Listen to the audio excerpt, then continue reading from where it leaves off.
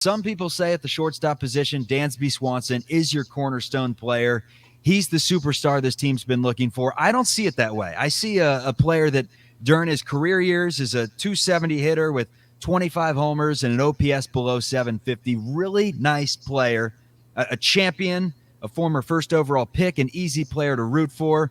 But he's not that cornerstone. He's an incredible shortstop that needs to be surrounded by better players to be a champion. And that's where I think the Cubs need to go look in this offseason for that cornerstone player. The question is, where? Do they have it in the system, or is it going to be out of house?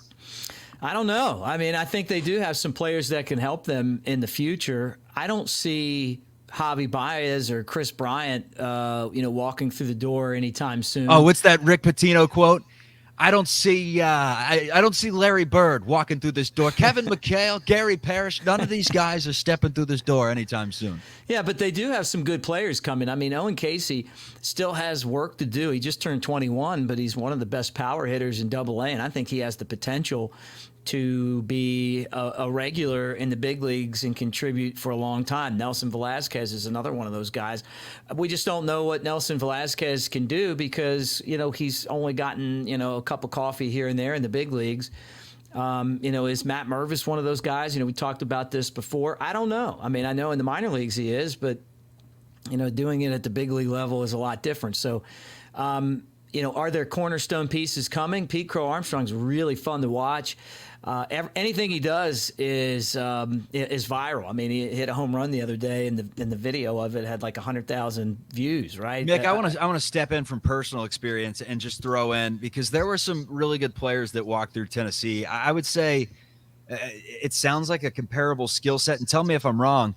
Albert Almora really took over when he was at Double-A and had some really good seasons, and then you saw him in the bigs have his flashes. Would you say Pete Crow Armstrong is comparable in their talent and where they are in their careers right now, or is this night and day? Pete Crow Armstrong is way better than Almora ever was. Look, two really smart players, two guys I compare for one reason, and that's because and I've used this comparison a lot. Albert Almora Jr.'s biggest issue was that they didn't develop his ability to walk. And then when he got to the big leagues, he just swang at too many pitches. And what happens is that, and the same thing could happen with PCA, is that you get to that level, and if you don't take your walks and you're not patient, they're going to get you out. You're going to be swinging at pitches that they want you to hit that aren't strikes. And so plate discipline and zone awareness is such a big part of being successful. But I think package-wise, Pete Crow Armstrong's just better. He's better in the outfield, and Almora was good.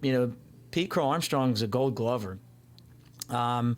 He is a better hitter. He's got more power than Almora. I could see him being a prototypical leadoff man, PCA, but he's got to get on base a little bit more. But he's got the best left-handed hand to ball, wrists, coordination of any player I can remember seeing with the Cubs. I mean, and that even goes with the Kyle Schwarber, who I thought was one of, when he was playing with the Smokies, one of the 10 best left-handed batters in baseball, right?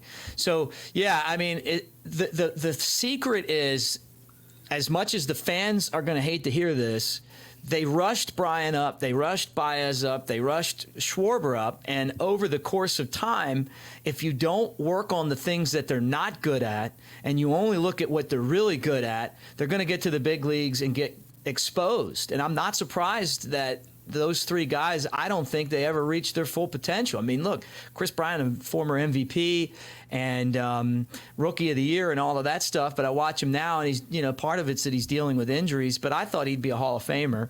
And then, Javi Baez, I mean, I love Javi. Those two are my two favorite players to ever get to call games for and watch. Javi Baez, electric, does all those things.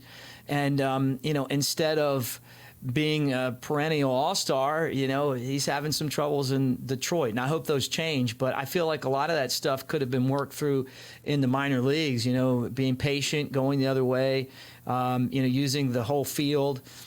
And I hope that with Pete Crow Armstrong, the bunting, they continue to make him bunt, get better at that, and take walks.